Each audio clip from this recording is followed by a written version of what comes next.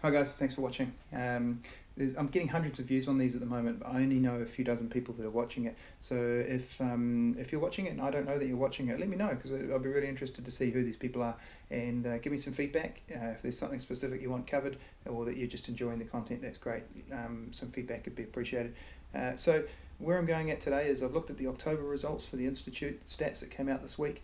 It seems like the LVR requirements that the banks are having to impose on investors are having an impact at the lower end of the market. If you take out properties from the lower quartile, it will move the average median up. So it's something to bear in mind with the mix of properties that are being sold. Average prices are still going up, however, house values might not actually be.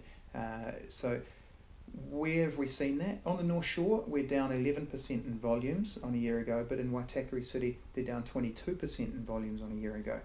So they're being impacted more. They do have a few more investment properties out there than we do here on the shore. So those sorts of things are really interesting to keep track of. Prices falling or going up at the moment, they're very stable. We have seen the odd ones sell for less than what we thought they might, but then equally other ones have sold very well.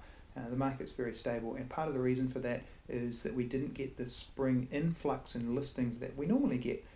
So why is that? Well, I thought originally that it might have been because it rained a lot through October, in September and October, and people didn't get their properties ready for the market in time. Plus the shortage of tradespeople, builders, plumbers, electricians, just getting a few renovations done to your home before bringing it to the market was quite perhaps taking longer than normal. And then the other one, which it seems to be more the case now, is that people actually just don't think it's a great time to sell, and that they're possibly putting things off to January, which is great for those who are selling, because it means they weren't hit with the influx of listings, especially like we had this time last year, where we were getting zeros and ones through open homes last November.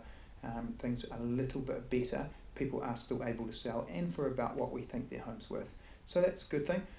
Which brings me to that point, when is a good time to sell? Because I've had a lot of people lately asking me that.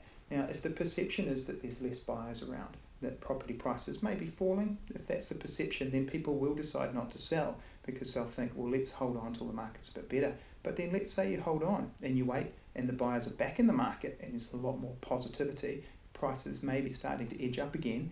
Is that the right time to sell? Because aren't you just about ready to have a bit of gain in price? So the only real good time to sell is right at the peak. Problem. How do you know when the peak is? Only once you've gone past it. So when's a good time to sell then? The best time to sell is when it's right for you. So what are you going to do with that money when you sell? If you're upgrading to another property, then you're just going to buy and sell in the same market, so it's irrelevant anyway.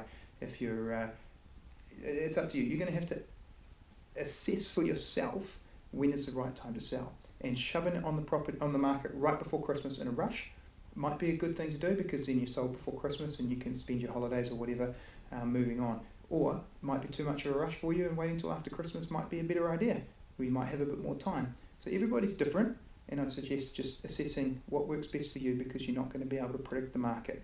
Reason for that is that even if you have very complex models like the Reserve Bank or any number of economists out there, and I heard a great saying the other day that economists have predicted 18 of the last 3 recessions. But it's very, very difficult to predict, because firstly, nobody knows what Trump is going to do, and we didn't know that earthquake was going to happen. So there's a couple of things in the last week or two that have really thrown things out. So trying to predict the market would not be the strategy that I would employ. I would say, have a think about what works for you, and act on it that way. Hopefully that's some advice for you. That's my number one question I'm being asked over the last few months. So if that's sorted that out for you, then that's great. If you want to put your property on the market before Christmas, definitely give me a call. There's buyers around. You want to call me in the next few days. So I have got listings coming on next week. It's not too late to sell before Christmas. But if you're looking in the new year, equally give me a call in the next 1 to 2 weeks, and we can start planning how we're going to go about doing things in January or February. Thanks very much for watching. Stay tuned.